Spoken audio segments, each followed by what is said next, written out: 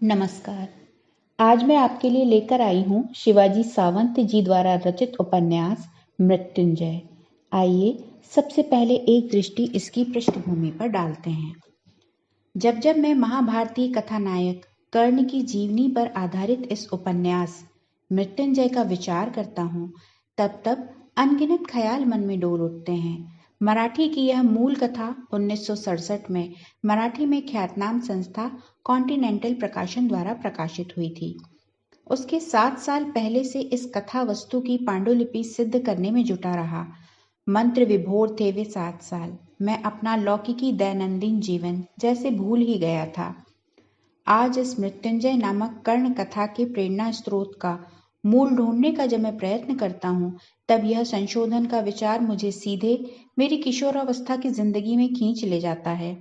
उन दिनों मैं माध्यमिक शाला का छात्र था। कक्षा होगी कोई 8वीं या 9वीं। साल होगा 1956 या 57। हम कुछ नया करने वाले छात्रों के एक ग्रुप ने स्कूल के सम्मेलन के अवसर पर एक नाटिका का मंचन किया। उसका नाम था अंगराज कर्ण। यह नाटिका मराठी में थी। उस नाटिका में उस किशोरावस्था में मैंने एक रोल किया था श्री कृष्ण का। मुझे आज भी पूरी तरह याद है कि अपने रथ के पहिए को उखाड़ने वाले कर्ण का रोल करने वाले छात्र मित्र ने जो संवाद किया था, वह श्री कृष्ण होकर भी मेरे हृदय को बीत गया था। कुछ कुछ संवादांश मुझे आज भी स्मरण है, जैसे कि ठहरो पार्थ, तुम क्षत्रिय हो और यह मैं रणभूमि में गड़े रथ चक्र को निकाल रहा हूँ, निःशस्त्र हूँ। युद्ध धर्म व राजधर्म को न भूल जाओ। नाटिका खेले जाने के बहुत साल बाद भी उन कर्ण संवादों को भूल नहीं सका था। आज मृत्युंजय के लेखक के नाते मुझे इस कर्ण कथा का कथा बीज वह नाटिका और वह युवा कर्ण ही लगता है। मेरे सुप्त मन में ठीक अपनी जगह पकड़कर वे संवाद और वह कर्ण जमकर बैठ चुके थे। आगे चलकर मैं महाविद्यालयीन शिक्षा के लिए कला नगरी कोल्हापुर आ गया। माध्यमिक शाला के शिक्षा काल में ही मैंने राष्ट्रभाषा हिंदी की कुछ परीक्षाएं उत्तीर्ण कर ली थी, वो भी विशेष गुणवत्ता के साथ। खासकर उन परीक्षाओं के लिए निरंतर अभ्यास करते रहने से हिंदी काव्य से एक विशेष लगाव सा हो गया था। इसलिए महाविद्यालयीन पढ़ाई में मैंने हिंदी भी एक विषय ले लिया। संयोग की बात है कि मैंने जाने माने कवि श्रेष्ठ केदारनाथ मिश्र प्रभात का कर्ण नामक खंडकाव्य अध्ययन के लिए लिया। केदारनाथ जी का यह कर्ण खंड काव्य हिंदी साहित्य जगत का एकमात्र अनमोल गहना है। इस खंड काव्य में झकझोर देने वाली कई काव्य कल्पनाएं हैं। केदारनाथ जी का यह कर्ण खंड काव्य मैंने 100 बार रटा। सुप्त मन में किशोरावस्था में सोए पड़े अंगराज कर्ण खड़े होकर मेरे जागृत मन पर छा गए थे। बार बार अंतर जगत झकझोरने लगा। तुझे लिखना ही होगा दानवीर, दिग्विजयी और शरण अंगराज कर्ण पर। पहले पहल मन हुआ मराठी में खंडकाव्य की रचना की जाए। कुछ चिंतन के उपरांत प्रत्यक्ष आ चुका इस सूर्यपुत्र, कुंतीपुत्र और सार्थ अर्थ से ज्येष्ठ पांडव को काव्य के सीमित क्षेत्र में बांधना कठिन है। मन फिर इसी विषय में नाटक की सोचने लगा, किंतु जल्दी ही निष्कर्ष पर पहुंचा कि नाटक उससे भी अधूरा साहित्य प्रकार है जो इस महान नायक को आत्मसात कर सके। अंत में विवरणात्मक विशाल उपन्यास लेखन के लिए मनः स्थिति दृढ़ हुई। उपन्यास को मनः चक्षु के सामने रखकर पहले अध्ययन शुरू हुआ महाभारत का, उसमें भी अधिकतर द्रोण पर्व और कर्ण पर्व पर। इस अध्ययन में मराठी के श्रेष्ठ महाभारत भाष्यकार श्री वैद्य मेरे अधिक उपयुक्त मार्गदर्शक रहे। वैद्य जी का यह गंभीर शोध मेरे लेखक मन को और भी प्रभावित कर गया।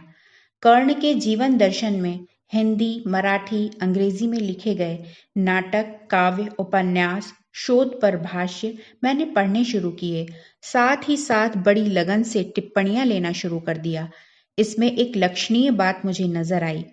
महाराष्ट्र व अखिल भारत में प्रसिद्ध द केसरी वृत्तपत्र के संपादक व मराठी के जाने माने शैलीकार श्री परांजपे जी ने कर्ण पर मराठी में एक नाटक लिखा है बहुत सोच विचार कर उस नाटक का उन्होंने नाम रखा है पहला पांडव। बड़े चाव से मैंने वह नाटक पढ़ा। अब अडिग, अशरण, दानवीर, दिग्विजयी, राधेय, कौन्तेय और सार्थ अर्थ से ज्येष्ठ व सर्वश्रेष्ठ वह पांडव मेरे लेखक मन पर पूरे पूरे छा गए। महाभारतीय युद्ध का समय जब नजदीक आता है, तब तत्व ज्ञान व राजकाज की अनमोल पूंजी साथ लेकर श्री कृष्ण शिष्टाई के लिए हस्तिनापुर आते हैं। अपना सब बुद्धि वैभव प्रण पर लगाकर समझौते का प्रस्ताव कौरवों की सभा में रखते हैं। युवराज दुर्योधन अपने गलत अभिमान से उस प्रस्ताव को ठुकरा देता है। महाभारतीय युद्ध अटल हो जाता है। हस्तिनापुर की राजसभा से श्री कृष्ण जी वापस जाने के लिए निकलते हैं। उन्हें विदा करने के लिए आए महारथी वीरों में से वे सिर्फ कर्ण को हाथ थामकर अपने रथ पर चढ़ा लेते हैं। दोनों महावीर योद्धा राजनगर की सीमा पर एक विशाल व घने वट वृक्ष के तले पहुंचते हैं। श्री कृष्ण जी बड़े ही संयम से, बड़ी कुशलता से कर्ण के जन्म रहस्य का स्फोट करते हैं और अर्जुन को गीता प्रदान करने वाला अपना वही सुमधुर भाषा वैभव फिर से प्रण पर लगाकर कर्ण को पांडव पक्ष में आने के लिए आह्वान करते हैं। कर्ण मात्र अपना स्नेह भाव, दुर्योधन को दिया गया वचन मन में जगा रखते हुए अडिग रहते हैं और बड़ी नम्रता से श्री कृष्ण जी के प्रस्ताव को अस्वीकार कर देते हैं। मूल महाभारत में श्री कृष्ण कर्ण की इस भेंट का जो वर्णन आता है, वह हृदयग्राही व बेजोड़ होने के कारण निर्लेप मन से पढ़ने लायक है। ठीक ऐसी ही है युद्ध भूमि पर प्रस्थापित अपने शिविर से अर्धदान के लिए गंगा तट पर आए कर्ण कुंती भेंट की घटना। समस्त विश्व के मानवीय माता पुत्र के रिश्ते संबंध में इतना गहरा व बेमिसाल कथा भाग अन्य किसी भी भाषा में नहीं है। माता पुत्र की यह भेंट परस्पर सही रिश्ते जानने के बाद पहली बार होती है। उस सत्य को जानने के लिए कर्ण को लगभग 75 साल घुटते हुए राह देखनी पड़ी। महाकवि व्यास जी ने बड़ी ही रोचकता से इस भेंट की योजना लोक माता गंगा के किनारे की है।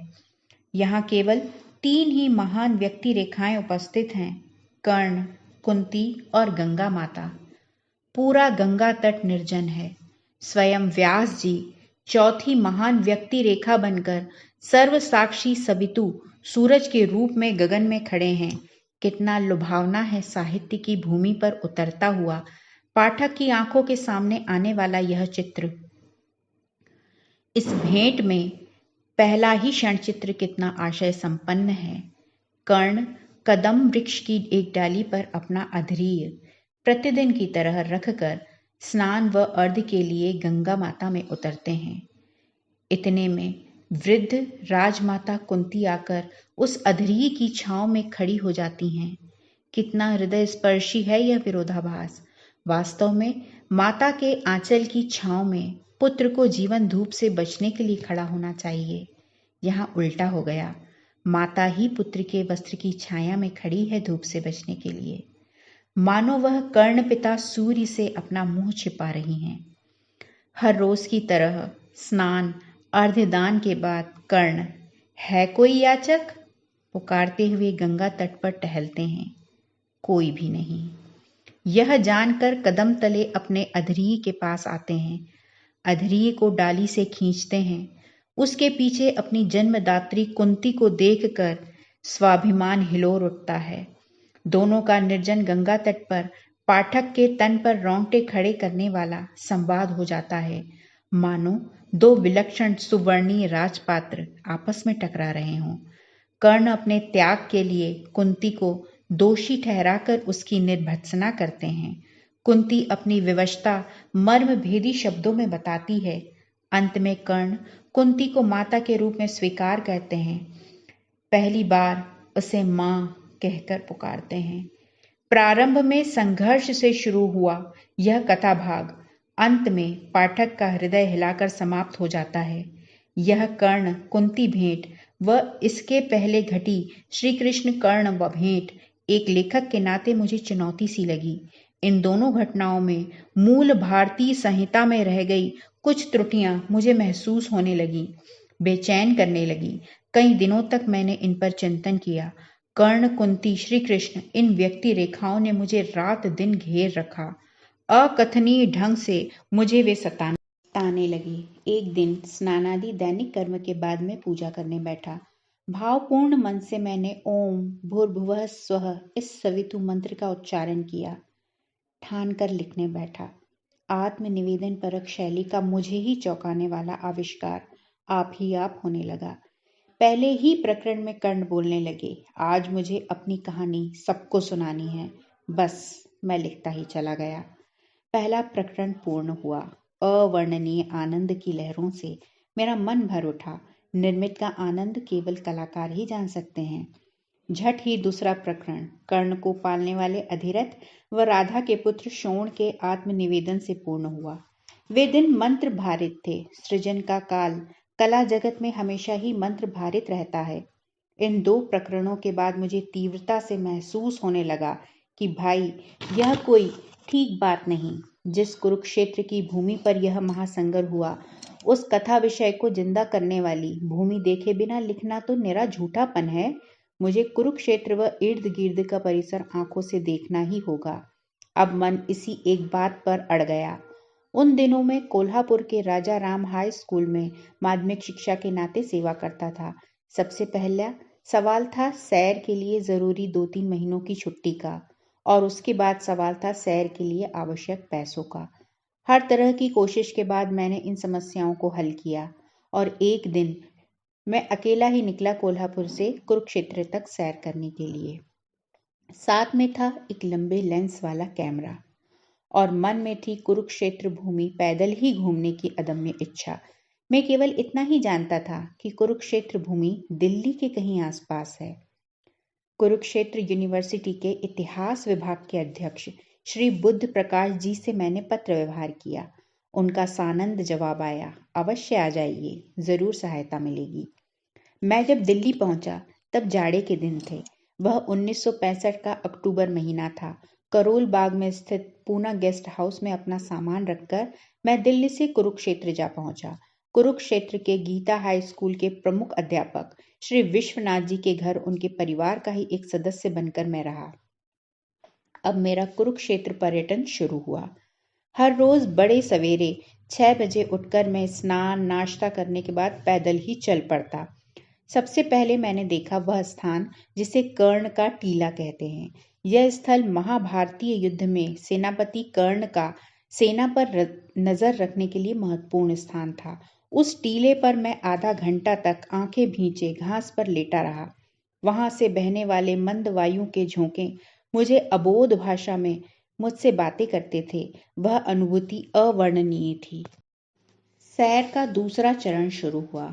अब मैंने कुरुक्षेत्र पर स्थित जलपूर्ण सरोवर एक के बाद एक देखे। पहले देखा सूर्य सरोवर। इस सरोवर का वर्णन महाभारत में आता है। उसके बाद ज्योतिसर यानी ज्योति सरोवर। यह वह स्थान है जहां पर श्री कृष्ण जी ने अर्जुन को गीता का हितोपदेश दिया था। आज वहां पर संगमरमर का रथ और उसमें स्थित अर्जुन को उपदेश देने वाले श्री कृष्ण जी की मूर्ति है। संगमरमर का एक गीता मंदिर भी है। इसके बाद सुयोग आया नदी दृष्टवती देखने का। यह वह नदी है जिसमें युधिष्ठिर ने युद्ध में हत सभी योद्धाओं के लिए तर्पण किया था। श्री कृष्ण जी के कहने से पहला तर्पण कर्ण को दिया था।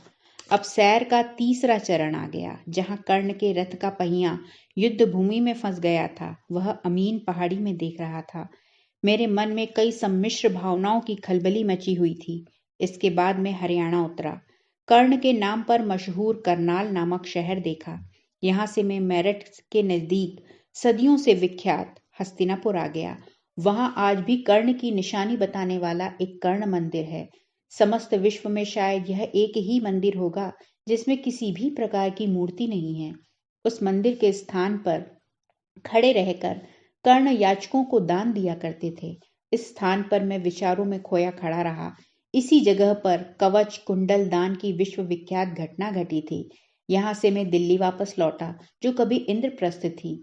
यहाँ मैंने पांडव बावड़ी नामक जगह भी देखी। वापस लौटते समय मैंने मथुरा, श्री कृष्ण का जन्म स्थल, वृंदावन, गोवर्धन व गोकुल देखा। बाणों से ठसाठस भरे हुए तरकश की तरह विचार मन में लेकर मैं कोल्हापुर लौटा। अब मुझसे लिखे बिना रहना मुश्किल था। एक के बाद एक प्रकरण सिद्ध होने लगे, जैसे कि दुर्योधन, कुंती, फिर से कर्ण, शोण व सरताज जैसा अंतिम प्रकरण श्री कृष्ण। मुझे यह आग्रह से कहना है कि महाभारत न केवल पुराण कथा है, बल्कि इस भारतवर्ष का प्रागैतिहासिक काल का सबसे पुराना उपलब्ध इतिहास है। कर्ण के समस्त जीवन को स्पर्श करने वाला उपन्यास मृत्युंजय सिद्ध हो गया। 1967 में गणेश जन्म के शुभ अवसर पर यह उपन्यास प्रकाशित हुआ। पाठकों ने इस कर्ण कथा मृत्युंजय का खुले दिल से स्वागत किया। मृत्युंजय अब मेरा नहीं रहा, वह समस्त पाठकों का हो चुका है।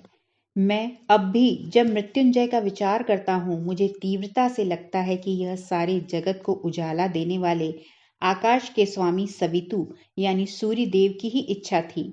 बड़ी नम्रता से मैं हमेशा कहता आया और कहता रहूंगा कि मैं बस एक निमित्त मात्र हूँ। मैं अपने सभी पाठकों की ओर से एवं व्यक्तिगत श्रद्धा भाव से यह नूतन अर्धदान उस अशरण महादानी सूर्यपुत्र कर्ण के ही चरणों में अर्पित करता हूँ।